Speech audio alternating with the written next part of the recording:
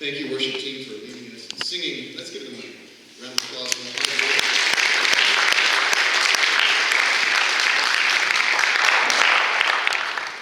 They're here early in the morning and practicing various times, so we appreciate them leading us and singing. Some more scripture verses here for this morning from Psalms. Let the words of my mouth and the meditation of my heart be acceptable in your sight, O Lord, my strength and my Redeemer. And from Philippians.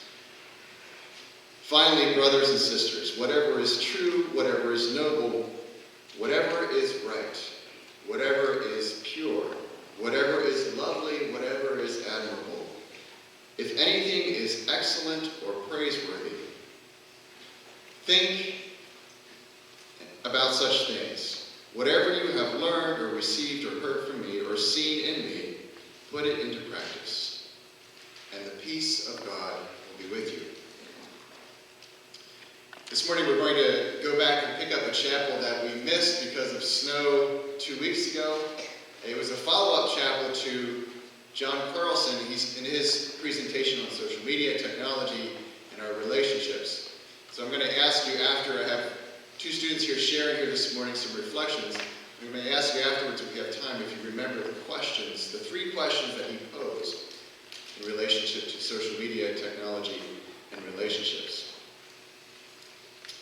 I know some of you have experimented here for Lent in terms of your relationship with social media, with technology.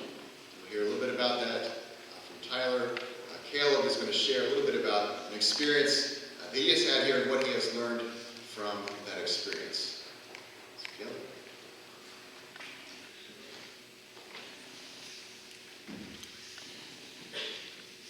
Using social media requires responsibility. It takes just a click of a button to harm someone. While using social media, we should be cautious because we don't understand what another person may be going through in their home or personal life. We should ask ourselves, is what I'm sending appropriate? Sadly, others and I made decisions with social media in the past that weren't the wisest. There were a lot of pain caused by these actions that I regret being involved in.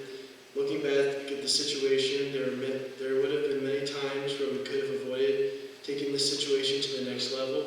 Instead of thinking about the consequences, in the moment we felt like it would be funny. Without knowing what the person was going through, our actions caused great pain to the victim. Truly, my peers and I were not being the community of love and respect that Doc teaches us to do. Sometimes people post things on social media that may reflect poorly on them. Our role as a part of a Christian community is not to cause further damage or embarrassment. We should respect each other's privacy and treat them as we would want to be treated.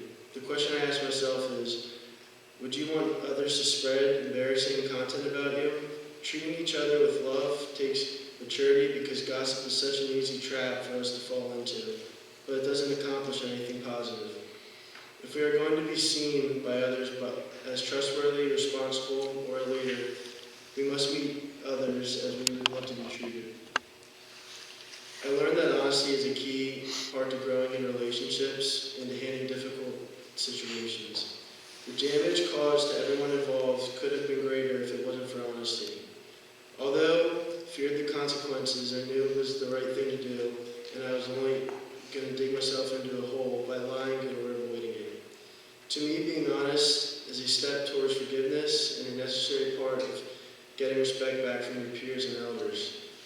My peers and I have grown from the situation, and I am grateful for how others have responded to forgiveness. By recognizing my mistakes, learning to make better decisions, I feel like I have grown as a leader who can help to not go down the